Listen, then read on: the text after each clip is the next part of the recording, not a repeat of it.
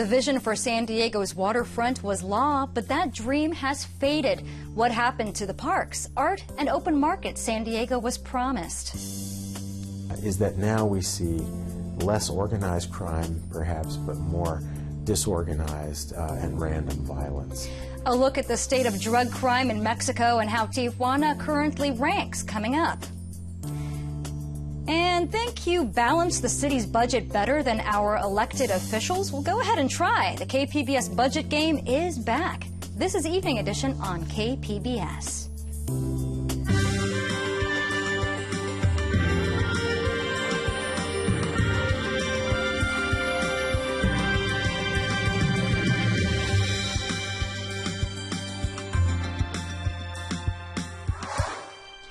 Good evening and thanks for joining us tonight. I'm Maya Trabolsi. Signature gathering is underway in San Diego for a new Charger stadium.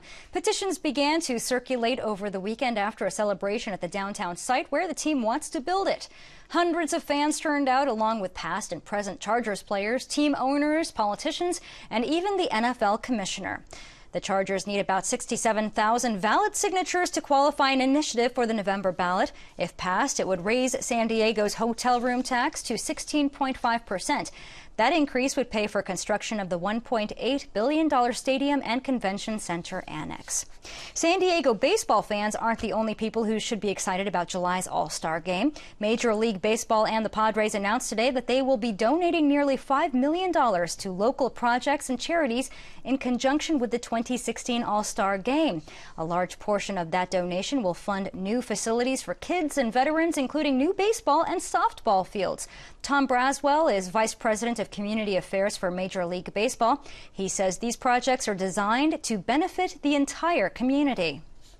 Not everybody's going to be a Major League Baseball player, but we can certainly develop Major League citizens. And these projects, whether it be at a Boys and Girls Club, at at the Monarch School, San Pasquale, all of those projects can affect kids and their families for years to come.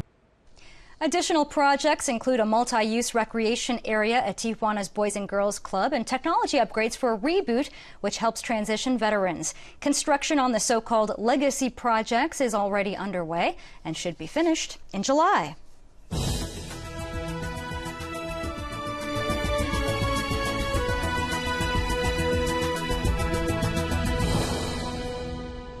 Another round of presidential primaries will take place tomorrow. Voters will go to the polls in 5 eastern states: Connecticut, Delaware, Maryland, Pennsylvania, and Rhode Island.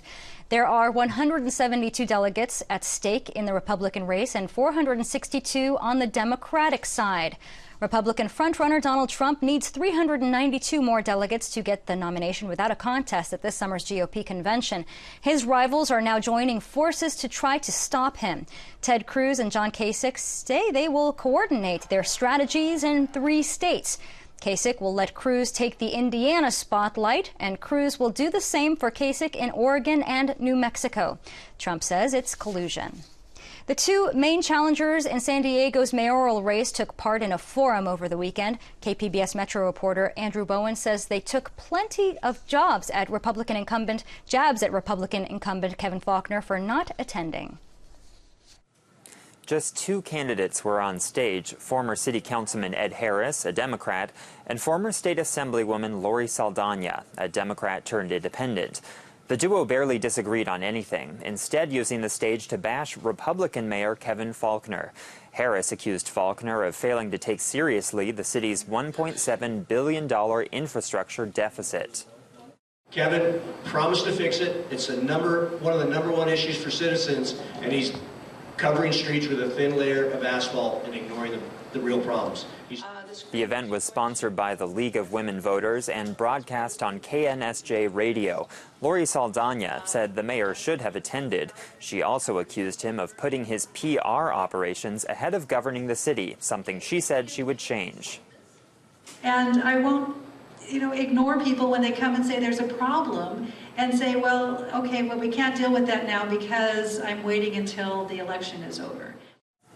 The mayor declined to participate in the forum. His campaign manager noted Faulconer is taking part in 2 more televised debates.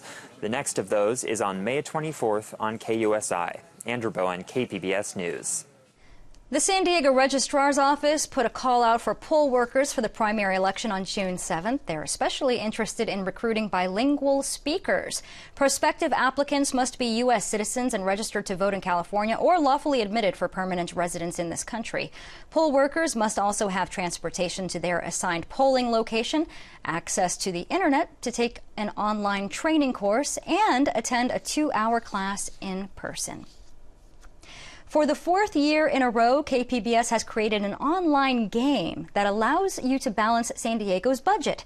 KPBS reporter Claire Tregeser explains how it works. San Diegans have a long wish list for Mayor Kevin Faulconer's $3.3 billion budget. They want more money for roads and stormwater system repairs, also bike lanes and streetlights, and homeless services and economic development. North Park resident Omar Passons wants to see more money for infrastructure and economic development. That said, balancing the budget is important for the long-term health of our city, and I'm not sure what could be responsibly cut. Maybe there are greater efficiencies in some of the internal departments that could be found, but in reality, there's probably going to be a long-term need to increase revenue. By playing the KPBS budget game, you can add to and cut from the budget. Click on items you'd like to add, but for every addition, you have to find something to cut. That will keep a balanced budget. The City Council will examine the budget in a series of hearings in May and vote on a final version in June. Claire Tregeser, KPBS News. And to play the KPBS budget game yourself, go to kpbs.org/budget.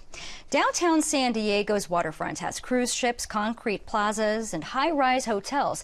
Not at all what was envisioned many years ago in an ambitious plan for parks, artwork, and open markets. So many people supported the plan that it became law. But over the years, that vision has dismantled piece by piece. inewsource reporter Brad Racino spoke with Amita Sharma about what happened to the vision for the 1-mile stretch of land called the North Embarcadero. Brad, you really drilled into one particular stretch of land downtown. Tell us why this land is so important and what your story is all about.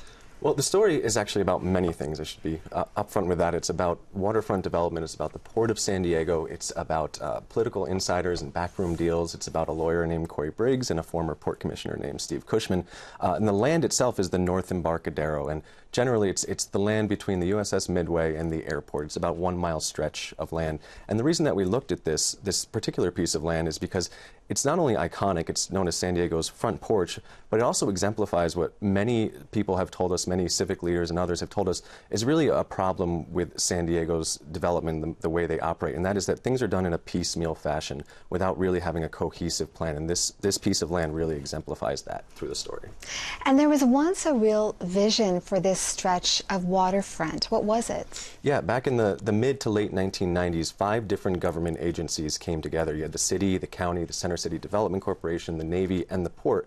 And what they did was they came together, which was really unprecedented at the time. They didn't work together normally back then. And they formed this vision of what that stretch of land should look like. And it was really beautiful. It had parks on Navy Pier and on Broadway Pier and new piers at Grape Street and a big, large oval park at the foot of Broadway and walkways and infrastructure improvements. And that plan was actually made into law in 2001. It was adopted by the port into its master plan, and that's regulated under state law. So it looked like back then this vision was going to happen. So what happened? And that's what the story is about. It's honestly, there's a lot of things that happen along the way. It's really interesting, but it's too much to go into here with the short time that we have together. So what I did was made a short video for viewers to kind of at least see a walkthrough of that land, what was promised versus what's there today, so they can have an idea. The beauty of this is it's open and it's free to every resident of San Diego or the world that wants to come here. That's what the North Embarcadero Visionary Plan, or NEVP, was supposed to do: create a new front porch for San Diego. But differing philosophies, interest groups, and developers eventually changed that plan to encompass what lies along the waterfront today. So what we did was we actually narrowed Harbor Drive, and were able to create this 105-foot wide pedestrian walkway, or esplanade. In November, the Port of San Diego's Wileen Manawis gave us a tour of the North Embarcadero, a stretch of waterfront property with a deep history in the city. The land has been home to the Lanefield Ballpark, as well as the USS Midway, the Star of India, and the world's largest tuna fleet. What the NEVP envisioned is really creating an environment for the public, making it less vehicle heavy and really reducing it to a pedestrian scale. In the original NEAVP, this area, Broadway Pier, was proposed to be more open. Broadway was supposed to become a large public park. Today it's home to a 52,000 square foot cruise terminal that lays empty most days. Navy Pier, just next door, was also to become a park. The idea was to provide parking on the pier on an interim basis until such time that the pier could be converted to a park. So the long-term vision for the pier is to convert it to a park. An additional large and iconic oval-shaped park was to lay at the foot of Broadway. As we started going into implementation of the plan and really taking a hard look at these ideas that we had approved through a public process, we found that implementing the oval park wasn't going to be feasible. Further north, the Grape Street piers would be knocked down and rebuilt for the public, right next to a large piazza. The Grape Street piers, we've had different plans in the past. There were several concepts of having a circular pier, one circular pier. I think the latest plans show somewhat of a circular pier, but still have one of the other perpendicular piers. Okay. Yeah. So we haven't had, there hasn't been much discussion about that lately. I think Manawis in the port are quick to point out the improvements that have happened so far, such as kiosks, park benches, and an esplanade. But overall, what was promised to the public back in the late 90s is gone. For KPBS, I'm inewsource reporter Brad Racina. And for the full story, including an interactive graphic, photos, and videos, head to inewsource.org. Lawmakers are asking for more than $1 billion to fund affordable housing projects. Experts say the number of low-income Californians outnumbered affordable homes in the state by 1.5 million. The proposal allocates $500 million to subsidizing rental housing for low-income working families. We are investing in every part of the state.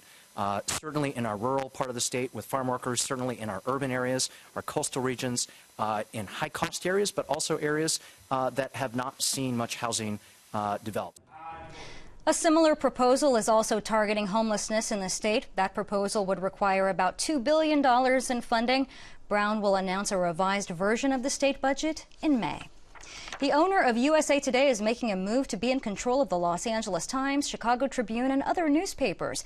Gannett has offered to buy Tribune Publishing for more than $388 million. Gannett wants Tribune to expand its USA Today network. The network allows stories to be shared more easily between USA Today and its smaller papers. Buying Tribune would give Gannett 11 more daily newspapers.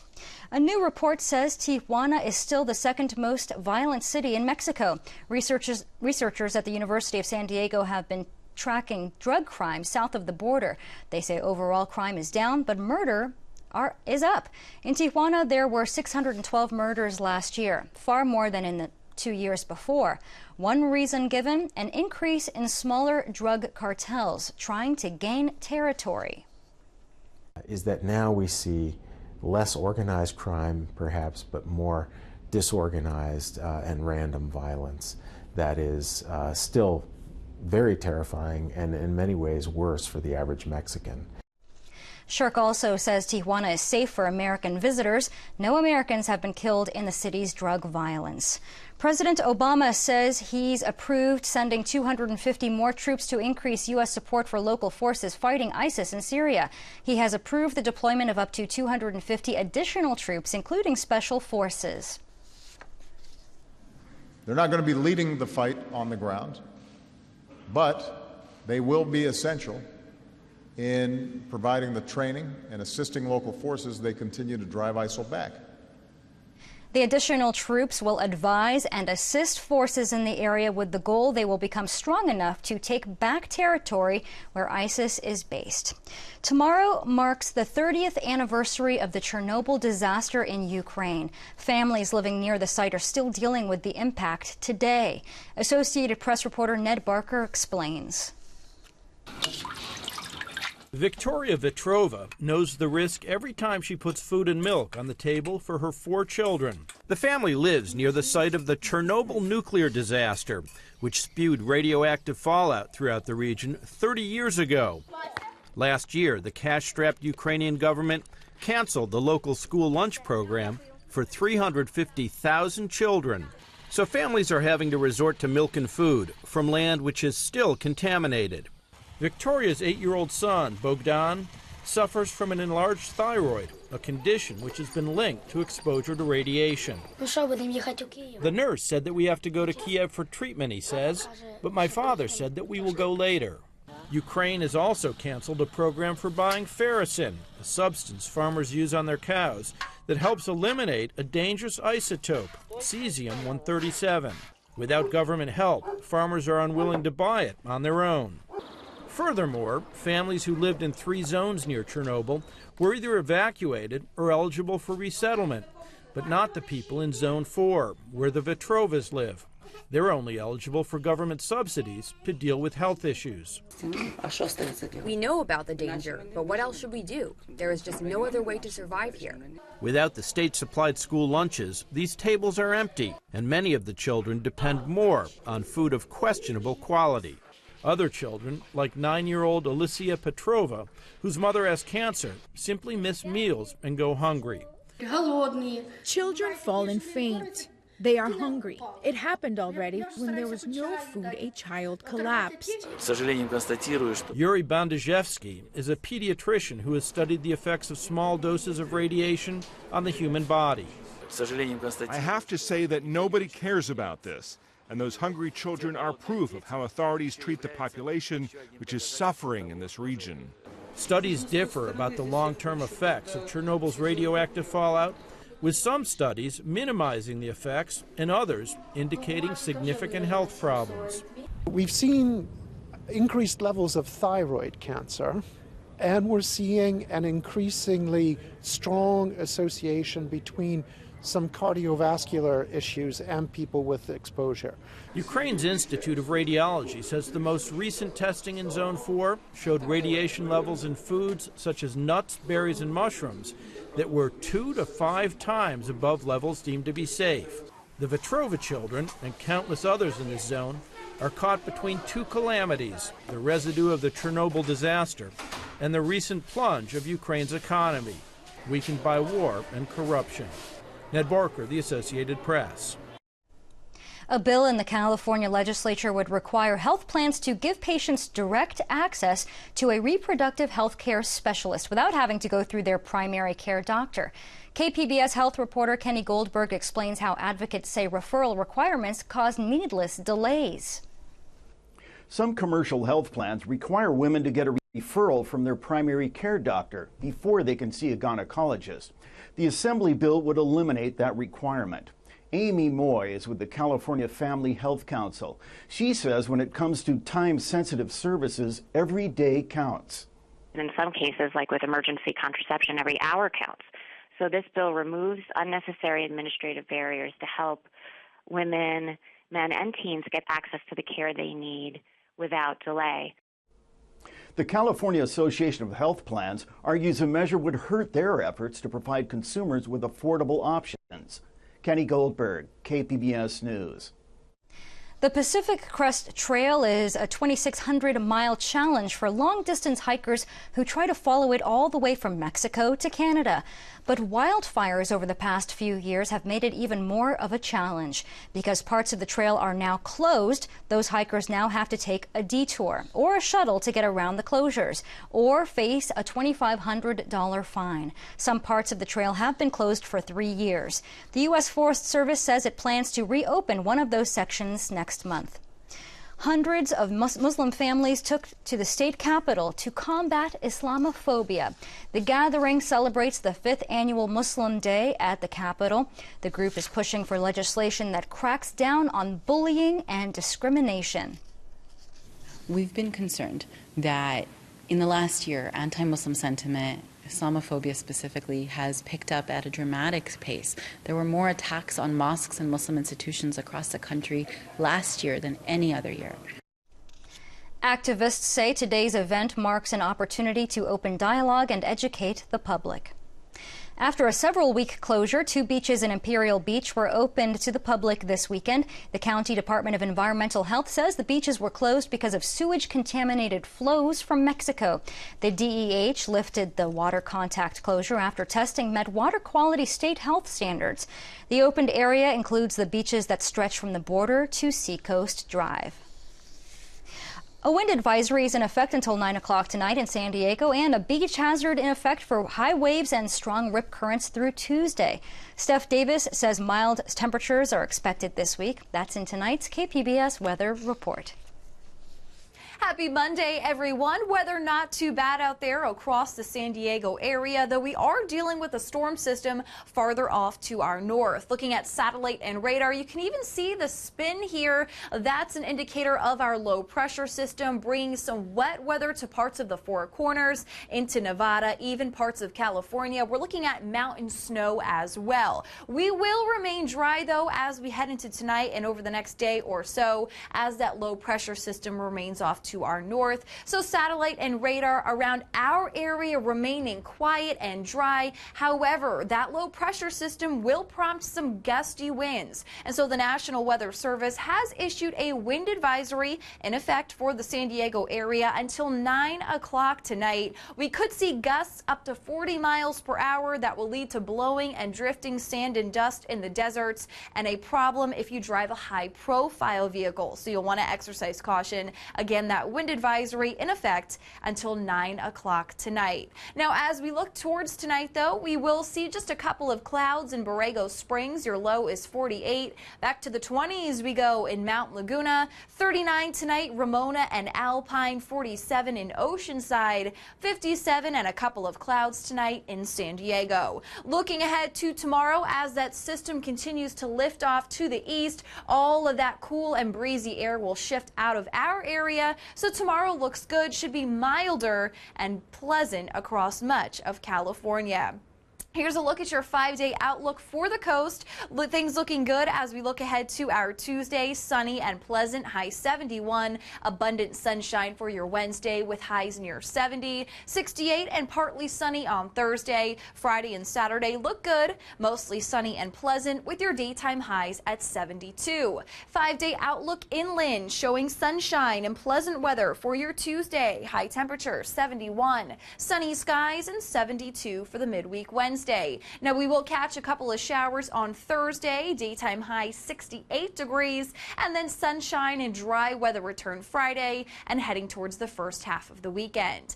5-day outlook for the mountains, mostly sunny and chilly Tuesday, Wednesday, and Thursday with highs in the 50s, a shower in spots for Thursday as well, and then temperatures rebound Friday and into your Saturday. 5-day outlook for the desert, mostly sunny Tuesday and Wednesday with highs at 82.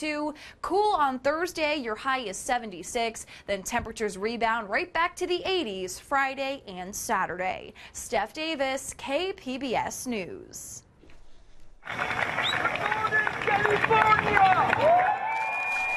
After a dangerous 3-day flight across the Pacific Ocean, a solar-powered airplane landed in California over the weekend. Pilot Bertrand Piccard landed the Solar Impulse 2 in Mountain View after a 62-hour nonstop flight without fuel. The trans-Pacific leg of the journey around the world was particularly risky because of the lack of emergency landing sites. The airplane will make 3 more stops in the United States before heading out across the Atlantic to Europe and North Africa. I'm Judy Woodruff on the next News Hour. Rebuilding Nepal 1 year after a devastating earthquake shook that country. That's Monday on the PBS News Hour. And to recap tonight's top story, signature gathering is underway in San Diego for a new Charger stadium. Petitions began to circulate over the weekend after a celebration at the downtown site where the team wants to build it.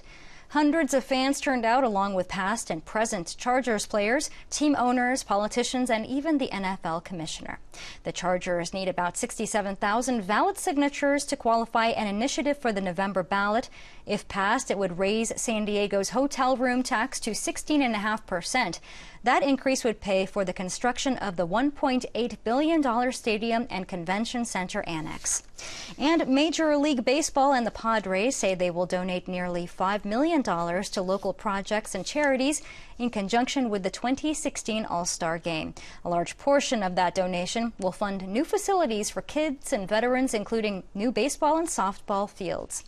And here's a look at what we're working on for tomorrow in the KPBS newsroom. San Diego City Councilwoman Marty Emerald is retiring. We will look at the race to replace her in District 9.